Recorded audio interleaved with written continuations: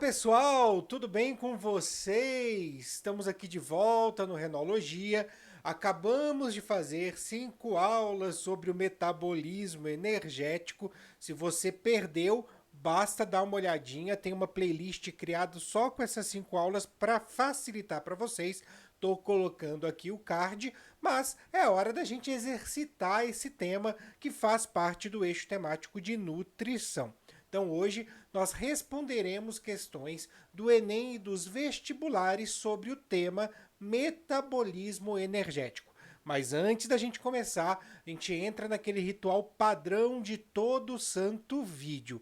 Se você é novo por aqui, inscreva-se no canal, ative as notificações, dê o seu like maneiro para ajudar o canal a crescer. Pega papel e caneta porque é hora do estudo. E sem corte, sem nada, vamos direto para a primeira questão, que é do Enem de 2016. As proteínas de uma célula eucariótica possuem peptídeos sinais, que são sequências de aminoácidos responsáveis pelo seu endereçamento para as diferentes organelas, de acordo com suas funções. Um pesquisador desenvolveu uma nanopartícula capaz de carregar proteínas para dentro de tipos celulares específicos. Agora, ele quer saber se uma nanopartícula carregada com uma proteína bloqueadora do ciclo de Krebs in vitro é capaz de exercer sua atividade em uma célula cancerosa, podendo cortar o aporte energético e destruir essas células. Ao escolher essa proteína bloqueadora para carregar as nanopartículas, o pesquisador deve levar em conta um peptídeo sinal de endereçamento para qual organela? A. Núcleo. B. Mitocôndria. C. Peroxissomo. D. Complexo golgiense. E. Retículo endoplasmático. Bem, a gente está falando aqui de uma nanopartícula que vai bloquear o ciclo de Krebs e, consequentemente, tirar daquela célula o seu potencial de produzir ATP, produzir energia, já que o ciclo de Krebs produz uma grande quantidade de NADH e FADH2 para ser simplesmente utilizado na cadeia respiratória, na fosforilação oxidativa e gerar o ATP. Nós sabemos que o metabolismo energético ele acontece tanto no citoplasma quanto também na mitocôndria. Né? Algumas partes no citoplasma, algumas partes na mitocôndria. O ciclo de Krebs em si, ele ocorre na matriz mitocondrial. Então, só nos resta a alternativa B como correta e fica sendo, então, mitocôndria. Essa questão tem um enunciado um pouco complicado, porque ele fala da nanopartícula, ele dá uma volta, mas ela é uma questão bem fácil, porque a única coisa que você precisa saber aqui é onde acontece o ciclo de Krebs. Vamos então para a próxima questão. Enem de 2018. Anabolismo e catabolismo são processos celulares antagônicos, que são controlados principalmente pela ação hormonal. Por exemplo, no fígado, a insulina atua como um hormônio de ação anabólica, enquanto o glucagon tem ação catabólica e ambos são secretados em resposta ao nível de glicose sanguínea.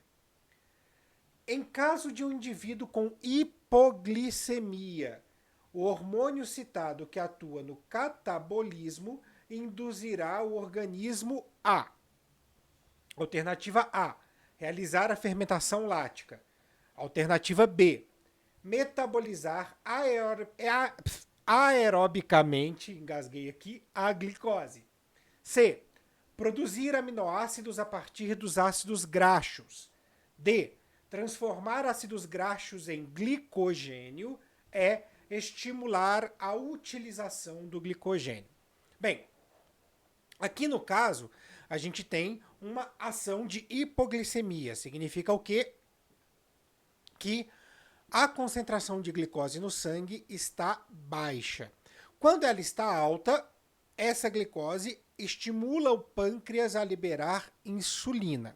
Quando ela está baixa, o pâncreas é estimulado a liberar o glucagon. Então, no caso aqui, nós temos o organismo sob o efeito do glucagon e não da insulina. Quando o glucagon está ativo, nós temos a quebra de gorduras e a quebra de proteínas para geração de energia, o uso das gorduras e proteínas no metabolismo energético. E aí a gente tem uma grande produção de acetil-CoA e a gente tem a parada do ciclo de Krebs. A gente produz muito acetil-CoA, isso dá um feedback negativo no ciclo de Krebs que passa, que acaba parando. E aí a gente vai para corpos cetônicos e por aí vai, como a gente já viu nas aulas. Uma coisa que é extremamente interessante é que eu só vou utilizar as proteínas e os lipídios no metabolismo energético se eu tiver acabado com a minha reserva de glicogênio, que ela é fácil de ser quebrada e por esse motivo é a primeira reserva na qual eu vou recorrer. Isso faz então com que eu tenha como alternativa correta a alternativa é utilização do glicogênio. Por quê? Eu vou transformar esse glicogênio novamente em glicose, visando aumentar a concentração no sangue de novo e voltar a estimular a produção de insulina. Eu teria um foco em lipídios e em proteínas, caso o enunciado me dissesse que eu não tenho mais reserva de glicogênio, que não é o caso aqui, ele não disse nada sobre isso, então automaticamente eu já penso que eu vou utilizar o glicogênio primeiro. A alternativa tá? Por que não as demais? Isso eu acho importante a gente falar. Fermentação lática, isso só vai acontecer na ausência do oxigênio, não é, então, uma questão que temos no enunciado. Metabolizar aerobicamente a glicose é o metabolismo energético normal, glicólise, ciclo de Krebs e cadeia respiratória. Produzir aminoácidos a partir de ácidos graxos. Essa via metabólica nem foi vista para a gente no metabolismo energético porque ela não faz parte. Tá? Transformar ácidos graxos em glicogênio. Isso acontece, a gente só produz glicogênio na presença de insulina. Na ausência de insulina, a gente quebra. Tá? Então, a alternativa que é estimular a utilização de glicogênio. Vamos então para a próxima. Do Enem 2019, ou seja, o Enem do ano passado. É interessante a gente notar que nos últimos anos o metabolismo começou a cair no Enem. A gente não tem questões em 2010, 2011, 2012, a gente tem de 2016 para frente. O 2,4-dinitrofenol, DNP, é conhecido como desacoplador da cadeia de elétrons na mitocôndria e apresenta um efeito emagrecedor. Contudo, por ser perigoso e pela ocorrência de casos letais, seu uso como medicamento é proibido em diversos países, inclusive no Brasil. Na mitocôndria, essa substância captura nos espaços intermembranas prótons de hidrogênio provenientes da atividade de proteínas da cadeia respiratória, retomando a matriz mitocondrial. Assim, esses prótons não passam pelo transporte enzimático da membrana interna. Bem, o que nós temos aí é uma ação diretamente nas vias do ciclo de Krebs e cadeia respiratória, que é onde a gente tem, no primeiro, a produção do hidrogênio, no segundo, a utilização desse hidrogênio para formar água e gerar ATP. O efeito emagrecedor desse composto está relacionado ao A. Alternativa A. Obstrução da cadeia respiratória, resultando em maior consumo celular de ácidos graxos. B. Bloqueio das reações do ciclo de Krebs, resultando em maior gasto celular de energia. C. Diminuição da produção de acetil-CoA, resultando em maior gasto celular de piruvato. D. Inibição da glicólise, resultando em maior absorção celular da glicose sanguínea. E E. Redução na produção de ATP, resultando em maior gasto celular de nutrientes. Bem, vamos pensar da seguinte maneira. eu não estou utilizando o H+ para fazer energia na cadeia respiratória. É isso que está acontecendo e é isso que o enunciado diz para mim de uma maneira muito clara, mesmo que ele muitas vezes utilize um vocabulário um pouco mais científico, o que pode confundir você que está fazendo a prova. Tá? Mas quando ele fala que na mitocôndria essa substância captura no espaço intermembranas prótons H+, provenientes da atividade das proteínas da cadeia respiratória, retornando à matriz mitocondrial, automaticamente a gente sabe que ele está atuando, obstruindo a cadeia respiratória. Ponto. Aí a gente ficaria entre a alternativa A, que fala da obstrução da cadeia respiratória, e a alternativa E, porque a cadeia respiratória faz a produção de ATP. Então, ela é complicada essa questão, o fundamento dela é muito fácil, mas a maneira no qual ela está estruturada deixa ela um pouco complicada, tá? Então, o que a gente vai ter aqui, tá? Porque o nosso problema está na cadeia respiratória. Então, a alternativa B é ciclo de Krebs, não é problema. A alternativa C é a diminuição do acetil-CoA, vai entrar no ciclo de Krebs também, então não é problema. E a alternativa D está falando da glicólise, que acontece inclusive no citoplasma, então para nós não é um problema. A gente vai ficar entre a A e a E. Obstrução da cadeia respiratória resultando em maior consumo de celular dos ácidos graxos e redução da produção de ATP, resultando em maior gasto celular de nutrientes. O que nós temos aqui não é uma obstrução real da cadeia respiratória. Não estou obstruindo, eu não estou fazendo como o cianeto faz, de simplesmente impedir o acontecimento da cadeia respiratória pelas suas enzimas. Eu estou aqui, nesse caso, não dando substrato para a cadeia respiratória para ela trabalhar. Né? Então, nesse caso, eu vou ficar com a alternativa E, que é redução da produção de ATP, resultando em maior gasto celular de nutrientes. Eu não vou ter a alternativa A, porque a alternativa A ela fala exclusivamente de ácidos graxos e eu não tenho uma obstrução real da cadeia respiratória. Eu estou tirando o substrato para que ela possa acontecer. Tudo bem? Complicadinha, foi do Enem de 2019, mas como eu falei, o fundamento da questão não é difícil, é só utilizar os conceitos de cadeia respiratória. Para que ela serve? Então, vamos lá. Próxima questão, o FMG. Metabolismo energético. Na fabricação de iogurtes e coalhadas utilizam-se iscas, isto é, colônias de micro-organismos que realizam a fermentação do leite. Em relação a esse processo, é correto afirmar que A. Consiste em respiração aeróbica. B.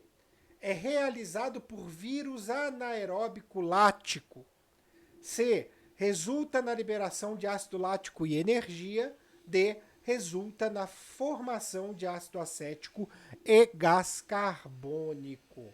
Bem, o que nós temos aí nessa situação, na fabricação de iogurtes e coalhadas, é nada mais, nada menos que um processo de fermentação. E a fermentação ela vai ocorrer na ausência de oxigênio. Isso faz, então, com que nós tiremos a alternativa A do nosso escopo, porque ela fala de respiração aeróbia e não conta aqui pra gente, porque a gente está num processo de anaerobiose. A alternativa B também está errada. Por quê? Porque nesse caso aqui, ele está falando que é um vírus anaeróbico. E vírus, gente, como a gente já explicou, não tem nem composição celular. Quem vai fazer fermentação são fungos e bactérias. Então, se aparecer um vírus aqui, a gente já descarta automaticamente essa possibilidade. Ficamos entre a alternativa C e a alternativa D. Quando a gente fabrica iogurte, né, quando a gente fabrica bebidas láticas, coalhadas, a gente está fazendo a fermentação lática. A fermentação lática consiste na produção de energia e também de ácido lático. Nós temos a fermentação alcoólica, nós temos a fermentação acética, mas aqui no nosso caso é a fermentação lática que produz ácido lático e energia, então a alternativa C como correta. Nossa última questão da Universidade Federal do Rio Grande do Sul. As hemácias humanas foram selecionadas ao longo da evolução de modo a que desempenhassem hoje em dia suas funções de maneira eficiente. Durante esse processo evolutivo, as mitocôndrias e os núcleos foram perdidos na fase madura. Quais dos processos biológicos a seguir continuam a ocorrer nas hemácias maduras, apesar desta adaptação? Então vamos lá. Uma hemácia, ela tem um formato de disco bicôncavo e ela não possui núcleo e não possui aí uma grande quantidade de organelas que comumente nós vemos na célula. Para que isso? Para caber mais hemoglobina lá dentro e ela poder transportar uma maior quantidade de oxigênio. Isso é um conceito bem clássico, bem fácil da gente lembrar sobre as hemácias. E aí, por conta desse motivo, nós perdemos toda aquela informação genética e tudo aquilo que deriva da informação genética e perdemos também uma série de vias metabólicas. Por quê? Porque nós não temos aí como fazer estas vias, nem para produzir as suas enzimas, nem também para gerar essa energia, né? Gerar energia que é necessária para uma célula normal funcionar. Então, nós temos a alternativa A, cadeia transportadora de elétrons. Isso acontece na mitocôndria. Se a hemácia não tem mitocôndria, ela não tem cadeia transportadora de elétrons. B, ciclo de Krebs. Exatamente a mesma coisa. Se ela não tem mitocôndria, ela não tem ciclo de Krebs. C, glicólise. A glicólise acontece no citoplasma. Então a hemácia tem citoplasma, então ela tem glicólise. A alternativa correta é a letra C. Mas eu vou continuar aqui, tá? D, replicação.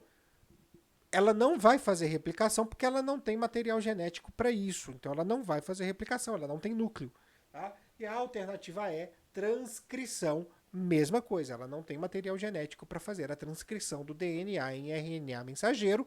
Automaticamente, ela não fará a transcrição.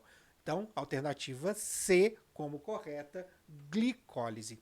Tudo bem? Bem, essas são algumas questões aí que caíram em vestibular e também caíram no Enem, para a gente poder entender como o metabolismo energético ele pode ser cobrado. A gente já viu aí que tem muita coisa envolvendo a mitocôndria, que é a queridinha do metabolismo energético. Então, muita fala de ciclo de Krebs e de cadeia respiratória, mas a gente precisou também abordar alguns conceitos da regulação hormonal do metabolismo energético e também da glicólise. Então, muita atenção nisso tudo, certo? Bem, a gente vai ficando por aqui. Lembra vocês, segue lá o nosso Instagram, @renologia, que as imagens que a gente produz aqui para o canal são colocadas lá. Um grande beijo a todos e a todas e até a próxima.